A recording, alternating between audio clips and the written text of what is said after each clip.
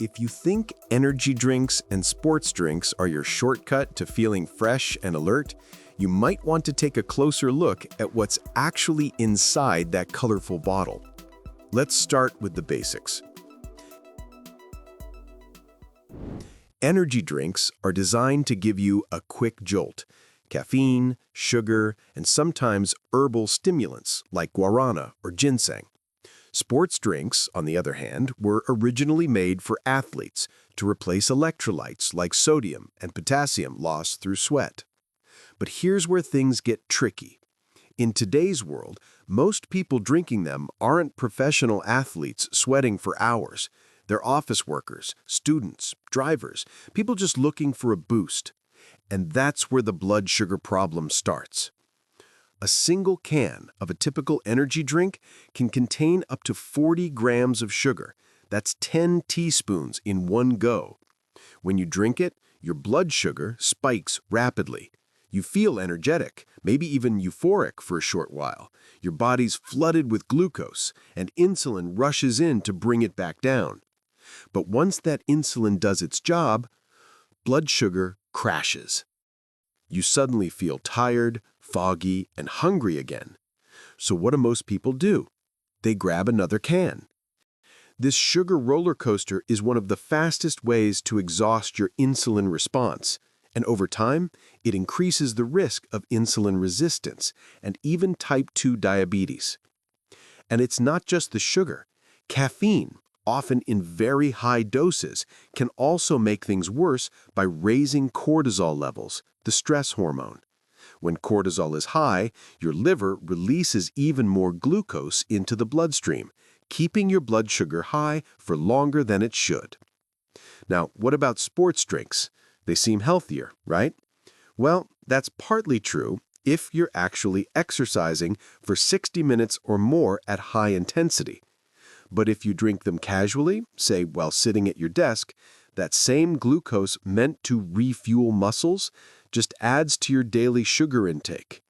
A regular 500 milliliter bottle of sports drink often has around 30 grams of sugar, roughly the same as a can of soda.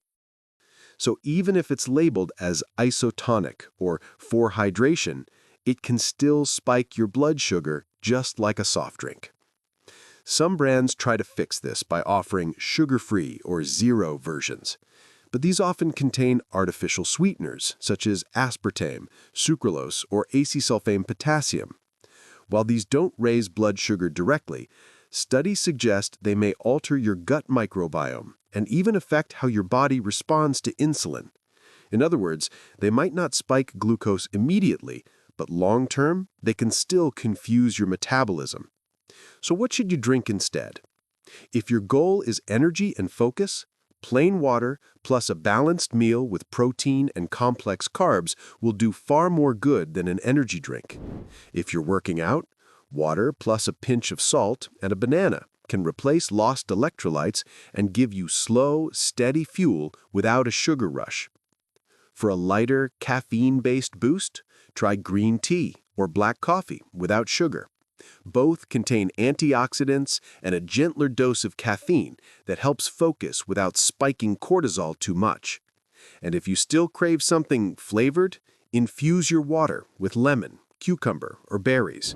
You'll get natural taste, hydration, and even a small dose of vitamins, not a sugar roller coaster. Here's the takeaway. Energy drinks and sports drinks were created with good intentions to help athletes and people under physical strain, but most of us use them in completely different contexts. Instead of fueling performance, they often just fuel sugar cravings and energy crashes. Your body doesn't need a chemical rush to feel alive. What it truly needs is balance, hydration, real food, and rest. So the next time you reach for that shiny can, pause for a second and ask, do I need energy or am I just tired from too much sugar? For more insights like this, watch our other videos on blood sugar and healthy eating habits.